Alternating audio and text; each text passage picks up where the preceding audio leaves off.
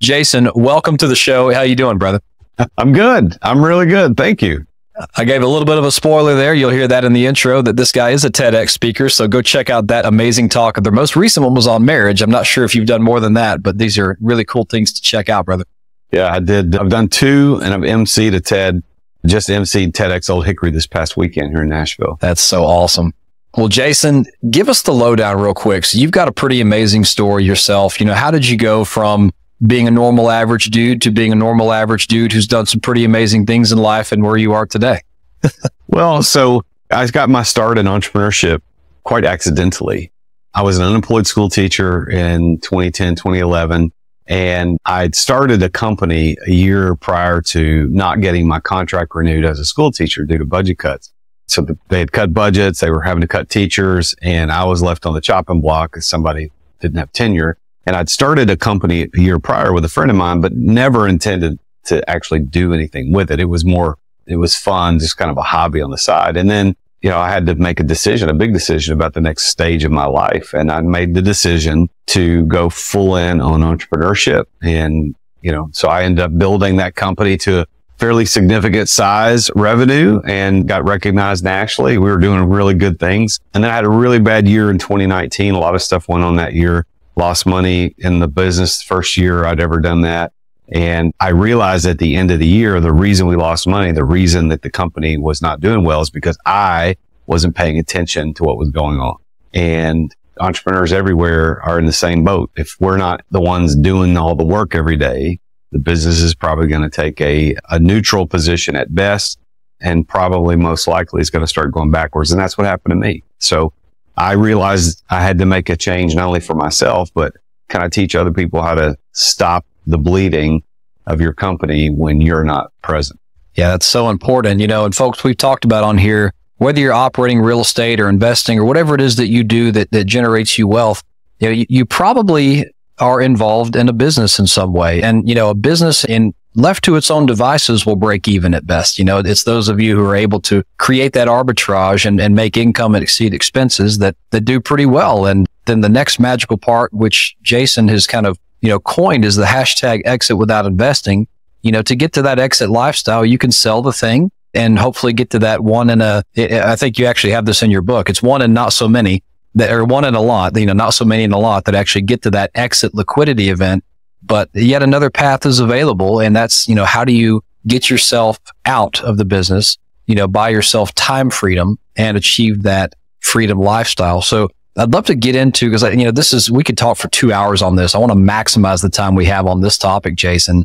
Let's talk about how you came up with the exit without exiting concept and what that really means before we kind of start unpacking that a little bit, So my story, I gave just a little bit there. What happened was at the end of 2019, first year the company ever lost money. Prior to that, we had 7-figure bottom line. Things were going really well. So it flipped really fast. So prior to me taking my eye off the ball, when I was working 60 plus hours a week as the CEO of the business, we were killing it. We were making a lot of money, had a good team.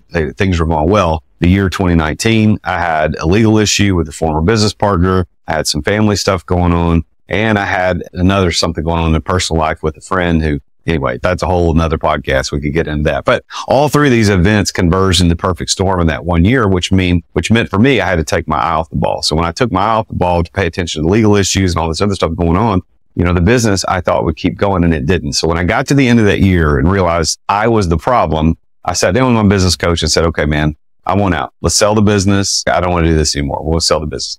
And he looked at me and he said, your business is not sellable. I said, what do you mean it's not sellable? I mean, I get that this year is a bad year, but come on, this is a 7-figure bottom line company. We could sell this business. And he goes, no. He said, because the reason you want out is the same reason nobody else is going to buy it. He said, you want out because you realize that you're the secret sauce of the business and nobody else is going to buy it if you're not going to stay with it because you're the secret sauce of the business. So at that, your question, Chad, is how did I come up with exit without exiting? That forced me to figure out another way. So if I can't exit the traditional way, what other way can I exit? And that's when I started figuring out how to get out, how to exit daily operations without selling the business. And I figured out how to do it. Yeah, so it starts off, I mean, it's almost like a Dan Sullivan mindset. It's like when you're first trying to buy back your time as an entrepreneur, folks, you know, whether it's real estate or whatever other business you're in that generates you cash, you start to realize, well, there's some things maybe I'm not so good at, you know, and maybe I shouldn't be doing those things. So you start to maybe get a virtual assistant, or maybe you start to get someone to handle marketing when you're a sales guy, you know, whatever it is, you start to replace those things.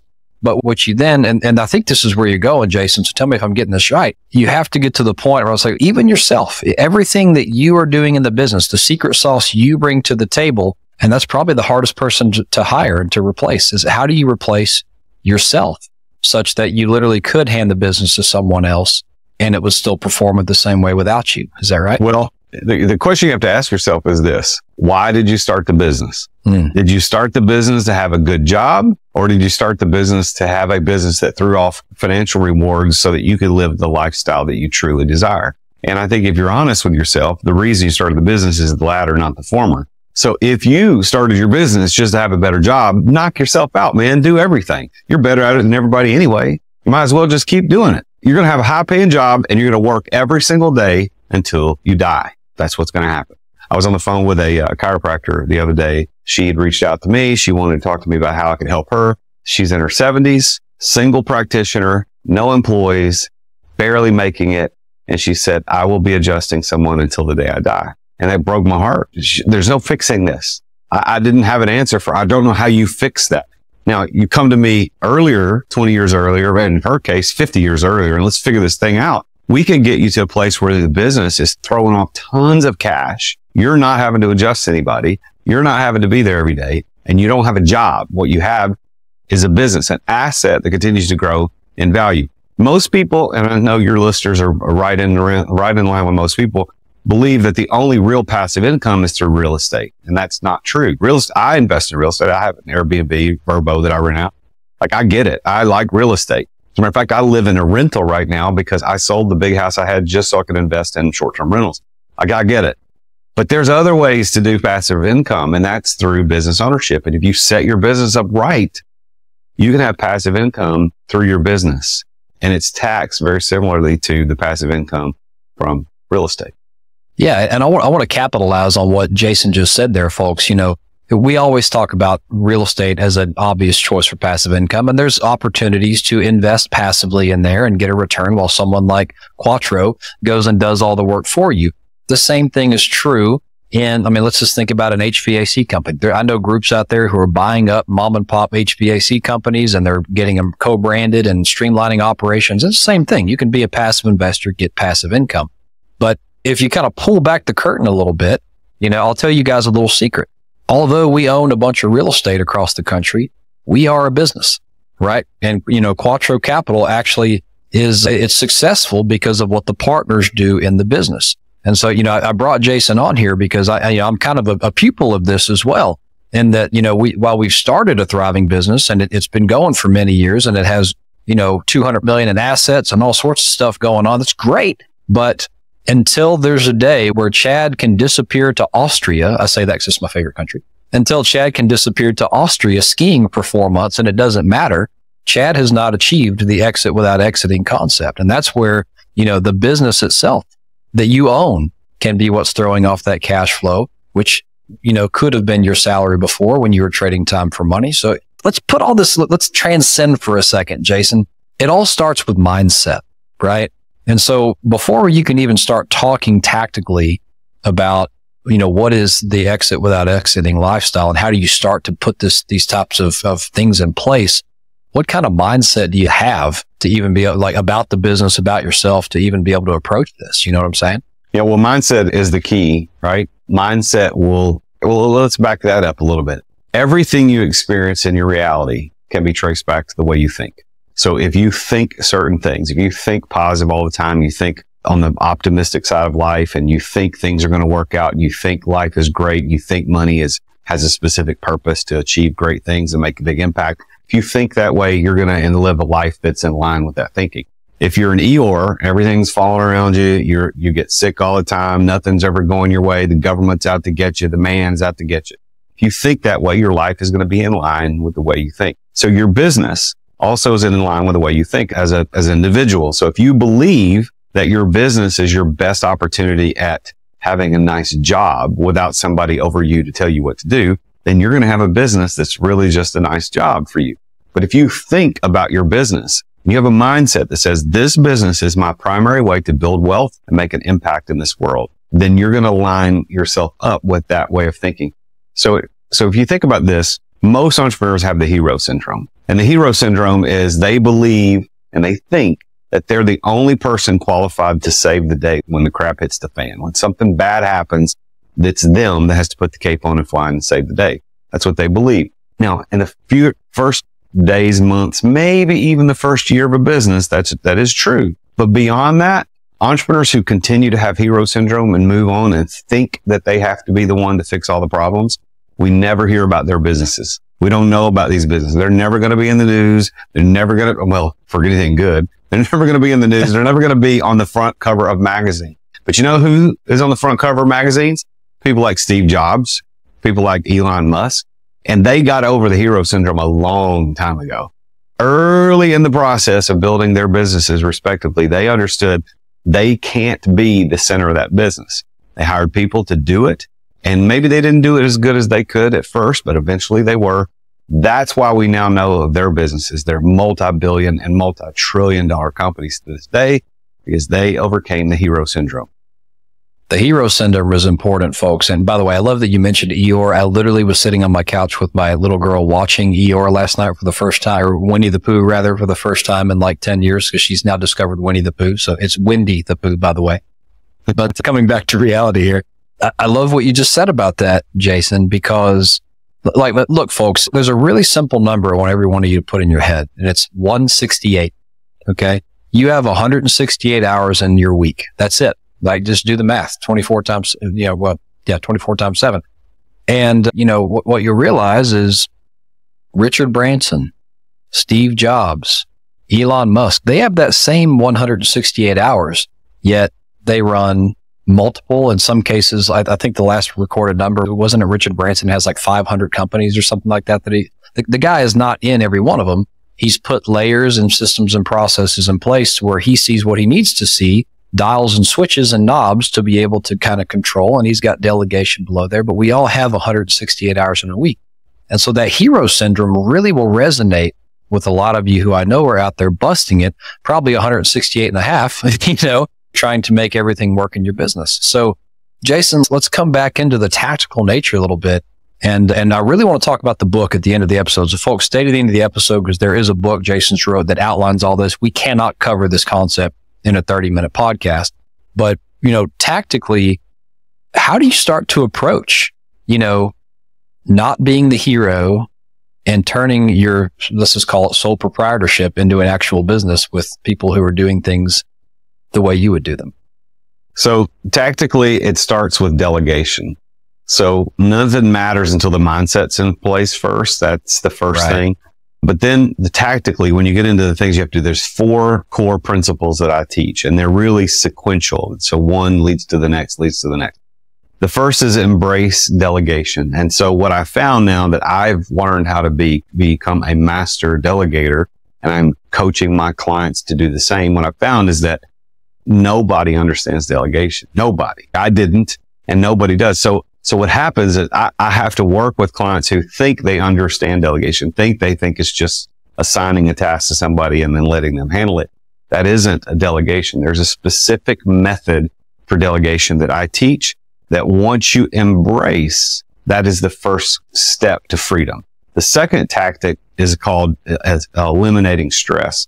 It's not reducing stress. It's actually eliminating stress. And I believe that through something called the law of open cycles, which is a universal law that teaches us that stress isn't caused by the endurance of stressful situations, but rather stress is caused by the too many open cycles at any one time. So if you can get your open, and there's a whole bunch of layers to this we don't have time to talk about today, but if you can get your stress levels reduced down to 0, you can get those reduced down to 0, eliminate stress from your life, that trickles down to your employees, that will trickle back out to your customers, and that makes more money come in. Because if you've ever walked into a business that everybody seems stressed out, like you might have done business, but you didn't go back because you thought, man, that just didn't feel right. Something about that, just everybody's running around. It just didn't seem Like they didn't know what was up. Stress is a killer individually and corporately. So got to embrace delegation, then eliminate stress. And the third thing is establish systems and process. Now, you've already used this phrase a couple of times in this podcast, and this is what most coaches think that they would teach their clients first is, hey, just to get systems and processes, man, it's all good. No, if you don't first embrace delegation and eliminate stress, you're just going to have systems and processes that you have to handle, but no one to follow, because everybody's stressed out about it. You're just setting yourself up for a deeper, more troubling system. So that's why that's third. And then fourth and finally is invest in people. Your people are your most important asset. They're more important than your customers. They're more important than your vendors. Your people, the people who work for and with you, are the most important. So there are specific tactics that I teach my clients how to invest financially, how to invest emotionally, how to invest in every way you can imagine, so that they will be there to run the thing the way you would when you're off doing whatever else you want to do next. Let's take a quick break to thank our amazing sponsors for making this podcast possible. You know that sinking feeling when you're waiting on an urgent payment to come through? You know, the one that you needed in your account yesterday to pay your guys for the last job and start buying materials for the next one? Yeah, you know that feeling. It's the feeling of a cash flow crisis, and it's a sign that you should be banking with Relay. Relay is an all-in-one banking and money management platform that puts you in complete control of your cash flow, all from your smartphone with no monthly fees. I love their app, by the way. I am a customer. With up to 20 free checking accounts, you can separate your cash for every project or set up dedicated accounts for things like payroll, taxes, and material costs. Relay makes it super easy to keep tabs on every dollar and know exactly how much money is flowing through your business. You can assign up to 50 debit cards to team members to cover everything from supply orders to coffee runs. You stay in complete control with the ability to set spending limits or freeze cards in seconds. They even have a Relay credit card that you really should check out. It helps tremendously with cash flow. And if you work with an accountant or a bookkeeper, you can assign them secure read-only access to your accounts, so they always have everything they need to keep your books in pristine condition. The best part? Relay is 100% online, so you never have to visit a busy bank branch in the middle of the crazy workday. From depositing checks to creating virtual expense cards, you can do it all from your phone without ever leaving the office or the job site.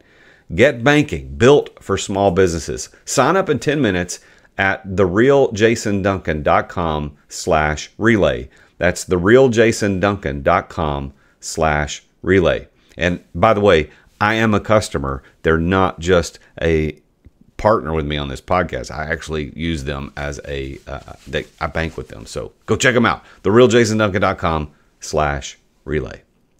Relay is a financial technology company, not a bank.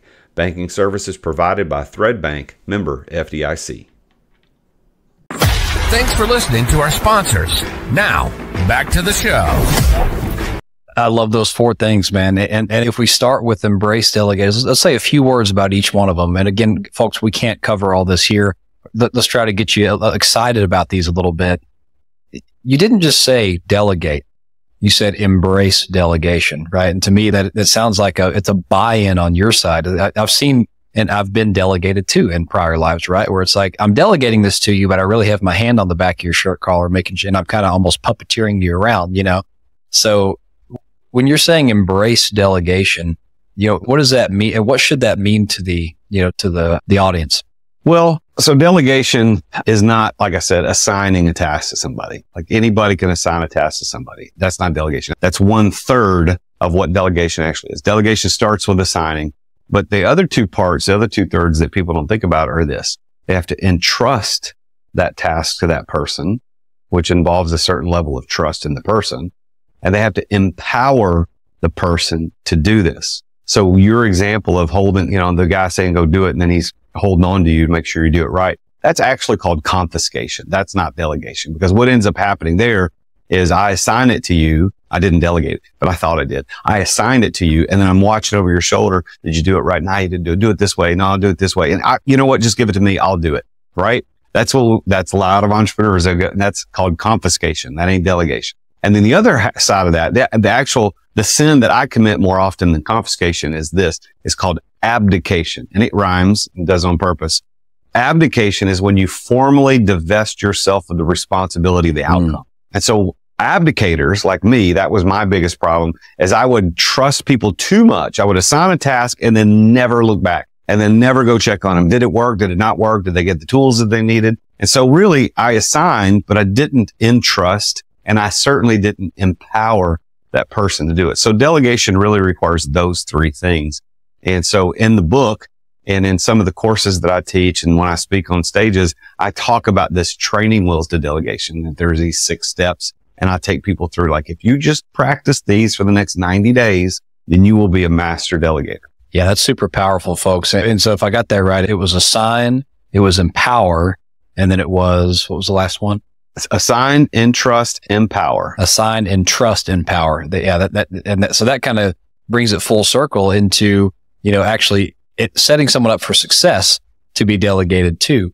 And then, so let's go into the next part. So now we're talking about eliminate the stress. Like I almost have like rays of heaven coming down on me when you said those words, because, most entrepreneurs, including myself, our lives are stressful. There's a lot of, and I love how you defined it.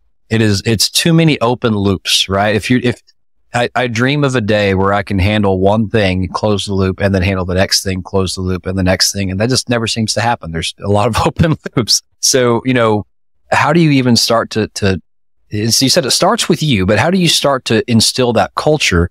And because now you've delegated, you've got some people you're delegating to. How does that work?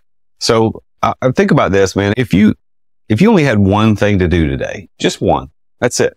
Like, you had nothing else to do. All you had to do was have this podcast. You didn't have to pick your daughter from school. You didn't have to go to the dentist like I just came from. You didn't have to do anything. Like, one thing.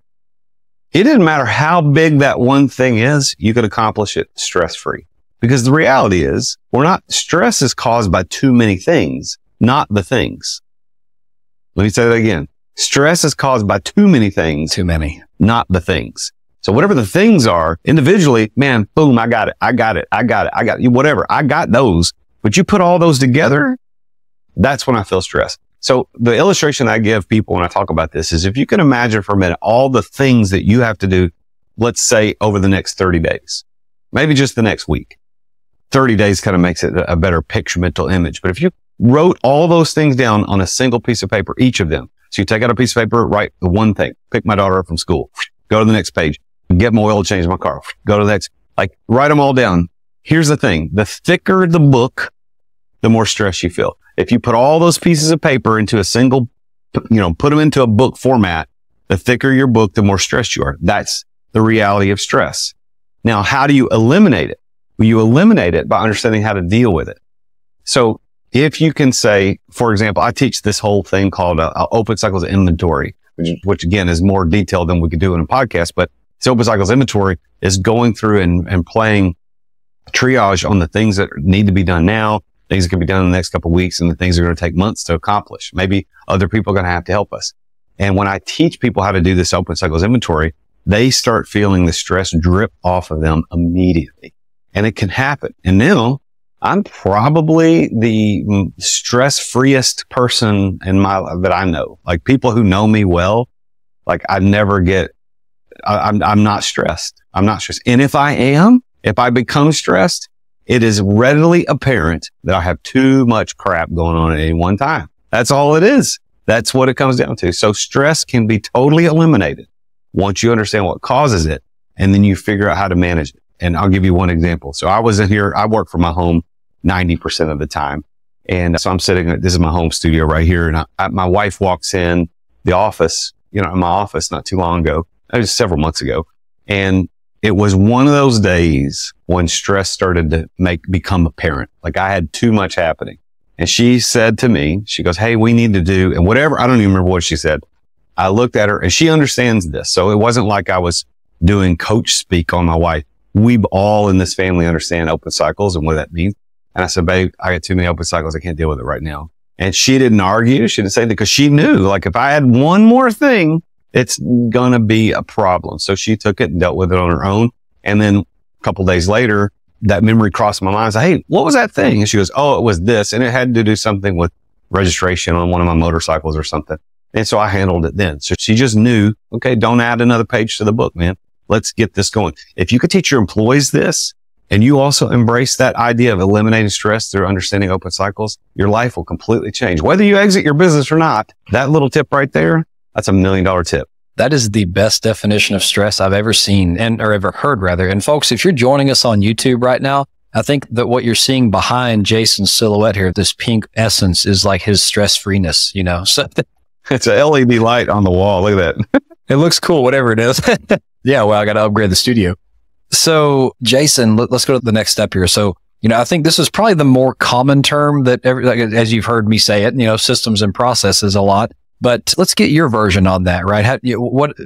How is this setting people up for success? What is systems and processes? Why are they important? So, a process is any particular task that can be completed in the same way by different people, but completed in the same way each time with a predictable outcome. That's a process. So for example, if you have a client acquisition process, or you have a client onboarding process, or you have a vendor payment process, like all of those specific processes or tasks that should be written out, this is the way that it's done. So that if everybody in the office drops dead today, we have to put in a whole new group of people. I know that's kind of morbid, but we had to put a whole new group of people. Those people would know, oh, this is step one, this is step two, this is step three. That's process. That is first. You got to get your processes right. All the little stuff. And man, that sucks. As an entrepreneur, you don't want to deal with those details. You're like, you handle it. But if you take the time, maybe it takes you 6 or 8 hours to write a standard operating procedure, SOP, for a specific process. That's worth it, because then that saves you every hour from that point into infinitely into the future, where there is not a question around how that process happens. And systems are groups of processes that, when worked together, creates predictable outcomes that are safe, efficient, effective, and they work. They're streamlined. And so systems are groups of processes, a process of the small things. I'll give you an example. You're a podcaster. I'm a podcaster. On my podcast, I've got an SOP for my podcast. My podcast is called The Root of All Success. We call it triage internally, so that we all know. We don't have to say the root of all success every time. So when internally for our team, we have a triage SOP. It's in a Google Doc. It's probably 3 pages long. And there's pre-show, day of show, or there's pre-show, day of show, post-show. There's 3 sections of what has to be done. It's color-coded. So step 1 might be color-coded green, and that's my assistant, Renee. Step 2 might be color-coded blue, and that's my podcast manager. She has to do that. And it goes on through there. So everybody can log in and look, where are we at in the process? And they can look at it and go, oh, this is what needs to happen. So just the other day, and that's just one example of an SOP I've got for one thing in my business. But just the other day, something broke in the process. Something didn't happen. We had a guest who didn't show up, and I'm sitting on Riverside, just like we're doing it here. I'm sitting on Riverside. The guest is not here. And part of the process is my assistant texts the person the day before, verifies that they're coming, confirms that they're going to be there. They know the link and all that stuff. Well, what ended up happening, and I'm confessing a little bit of our sins here, so my apologies to the guest this happened to, but she got the wrong link. So something happened in the process. She got the wrong link. So I simply said back to my team, go to the SOP, find out where the broken link is, and fix it. And so I didn't have to go reprimand anybody. I mean, I know who caused it. I know who did. I could have called that person up and go, why'd you do this? You know, you wasted my time. You wasted the guest time. But I just pushed it back to the team and said, hey, where is it in the SOP that thing was supposed to be handled and who was supposed to handle it? That's all I had to say. And then the team goes back and looks at it. Frankly, I don't know what they did after the fact, but they handled it themselves. And the report I got back was, well, never happen again. We got it handled. Like, that's the beauty of an SOP. But if I didn't have that SOP, what would have happened? I'm sitting there, where's the guest? Where's the guest? And I'm calling somebody, my podcast manager, where's the guest? Did you message? I didn't message him. Maybe Renee did it. And I call Renee, where's Renee? Did you message? I didn't do it. Did you? Like, that day would have been stressful because of all the little open cycles that I would have been trying to keep up in my brain. But instead, I have a system that handles it all. That's the beauty of systems and processes. That's beautiful. And folks, I mean, similarly, so for Real Estate Runway, we also have an SOP. You know, we keep ours in ClickUp, different tool, but doesn't matter. And I will tell you, it was awful when I had to sit down and write it down, because when I figured out how to be a podcaster, I had no idea what I was doing, right? The company had no idea what they were doing. And so eventually it's like, okay, we got to sit down and make a process here. What are we going to automate? What are we going to have a person do, and all that kind of stuff? And this is the same this is a great example, because it's a great analogy of what you go through as an owner. first you figure out how to solve the problem because you're a hero and you're going to do it all yourself. And then you realize, well, I guess I could use Calendly to probably handle it instead of sending emails back and forth. And so I put that in place. And then well, gee, I don't like editing, so I'll hire a company to do that for me. Like, you can kind of see the rhythms here. And then it's like, well, gee, all I want to do is get on the show and talk. I don't want to schedule. I don't want to download files. I don't want to post it on social media. You want a team to do that. And so you write it all out. And then the cool thing is when you get your who's in place, your embracing of delegation, eventually they master the process. And eventually you say, well, this is a fun question that I don't know if you teach it this way or not, Jason, but this is a fun question I like to do. Is like, okay, well, you now own this process. How can we do it better? You know, and I love the way you said it. It's like, I tell them, like, if you got hit by a bus tomorrow, how would your legacy be to teach the next person how to do your job? You know, and it's probably not too morbid of a thing to say. I shouldn't say that anymore. But the point is, you give them ownership of it, and then they're so excited because now they control it. And wouldn't you know it, the guy that I hired to do it, he's got AI involved in this now. I mean, there's all sorts of stuff that I didn't even think of. You know, it's cool. So anyway, coming to the last part of it, and it's so we've been through. Okay, now it's invest in people, right? We're on number 4. We've been through embrace delegation. We've been to eliminate the stress. We've been to create systems and processes. And now we're on to invest in people. And I don't even want to say another word because your definition of this is probably going to say it all. So what is that? All right. To invest in something, and this is real estate runway, right? I mean, to invest in something means to put out some sort of resource, whether time or money or something else, with the expectation of a return. That's what invest means. So we all know that's investing. So if I'm going to invest in the stock market, invest in real estate, invest in crypto, invest in gold, whatever it is, I'm going to take some resource that I own and I'm going to put it out and expect that's going to return to me more than what I put into it. That's investing. So, but that's only half of investing. Now think about this. That's one half. The other side of invest actually means to furnish with power, authority, and rank. So if you invest in someone, a person, you're furnishing with power, authority, and rank. So what I teach is this. You need to invest in your people both ways. You need to invest in them financially. And I've got a story I tell in my book where I took $80,000 out of my take-home pay as a CEO of my company and split it 4 ways to my 4 department directors when I began my exit without exiting process. Now, I was making good money, right? And so $80,000 was still, that's a lot of money, right? That's not chump change to anybody. Well, maybe a few people in the world, but not to me. So it was a big deal that I invested financially with the expectation of return.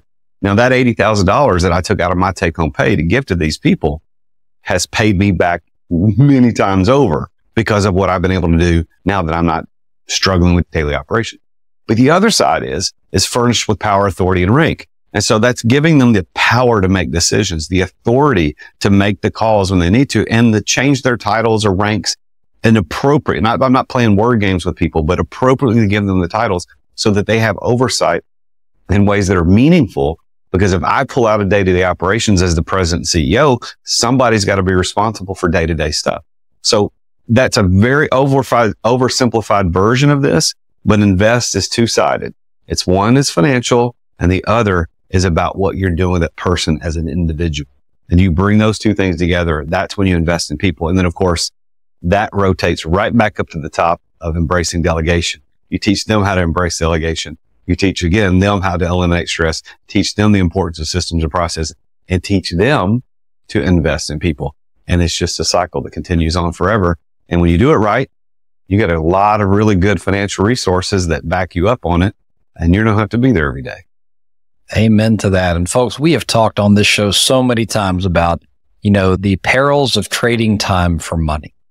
Okay. And if you remember nothing else out of this episode, the path that Jason and his team are teaching people to walk, how do you take money to buy time? Right. Because that's oversimplification, but it's coming back full circle. You can never get more time. You can always get more money. If you don't believe me, go read how we've printed, a quarter of or half the world's money supply in the last 2 years, right? We can always get more money. Yeah. But you can never get more time. We always have that 168 hours in a week, and you have however many years the good Lord will give you. So anytime when you get to the point of having, embraced delegation and lowered the stress in the environment and built systems and processes. And this is probably the hardest part. I know it'd probably be the hardest one for me is to, okay, well, let's take money out of my pocket. But if you recognize that money is buying you time, There's no better investment. It's the one non-renewable resource we have as entrepreneurs. And I will disclaim everything I just said, but I'm not exactly sure how much of what I just said came out of Jason's book. A lot of it probably did because it's sitting on my nightstand right now. So if I took any of your words there, I apologize, but they were well written. Everybody go look at it up.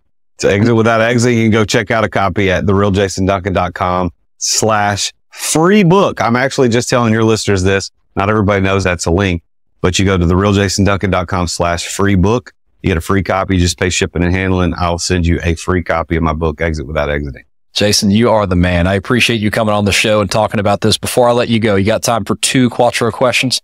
Go for it. All right. First one, what is your superpower? Could be life or business. And how does it help you give back to the world? Wow. That is a great question. What is my superpower? Well, my superpower is I think I have the gift of leading, of leadership and teaching. I think those are my superpowers. And that I use. And I'm on a mission to help 100,000 entrepreneurs gain success and balance through my gifts of leadership and teaching. Ultimate clarity. I love it, brother. Let's flip the coin. What's your biggest failure, life or business? And what did you learn from it? I think my biggest failure in business was probably a business partnership that went wrong. That actually was the whole 2019. That was something. I had a business partnership that went wrong. I learned a ton from that, and it was the darkest, worst year of my life. I thought I was going to go bankrupt and lose everything. I lost a good friend in the process, but I learned a lot. So I don't look back with regret, but there is a lot of I wished I'd have done stuff different. That's fair. They always say partnerships are like marriages, but a lot harder to get out of. And there's some truth to that. So yeah, it was tough. I don't ever wish anybody to have to go through a partnership divorce. But I think part of what that did is made me the man I am today and the coach that I am. So when I have clients come to me and want to work with me and they've got partnership issues, I can say, hey, here's how you need to do it to protect yourself. I love that. And let's see, we've talked about the book, folks. That link will be down in the show notes for your clicking pleasure. So just scroll down, check that out. Before we get to how best to get in touch with you, tell us about the podcast one more time. Troas, I think it was. That's the internal. Yeah. That's our internal. Externally, what does that mean? It's the root of all success. It is an interview podcast very much like this. I think 90% of my shows are interviews where I interview very successful entrepreneurs, typically entrepreneurs with significant net worths built upon the back of their businesses that they started. And I talk about what their definition is of success and the keys that they use to unlock that success. And so you can find it on any podcast player or on YouTube at The Root of All Success. The last question, Jason, this one's real tough. So get your baseball bat ready to smash it. All right. What is the best way for the listener base to get in touch with you, whether it's to talk about exit without exiting, or just to say hi and appreciated your episode? Follow me on Instagram at The Real Jason Duncan. But frankly, I'm on just about every social platform with that same thing. But LinkedIn and Instagram are the 2 places I play around the most. Instagram more than anything else. Love that. Jason, I appreciate you coming on the show. What knowledge was spit today. It's amazing stuff. And folks, this is a mindset shift. So if that resonated with you, click those links below to learn more, because there's no way we can ever do, what Jason teaches justice here on this show. But thank you for coming and sharing your knowledge, and I hope to see you soon, brother. Thanks, man. Thank you for listening to another edition of The Root of All Success with the real Jason Duncan. If you've enjoyed this week's episode, visit therootofallsuccess.com to access the show notes and other helpful resources. Follow Jason on social media at The Real Jason Duncan. See you again next time here on The Root of All Success.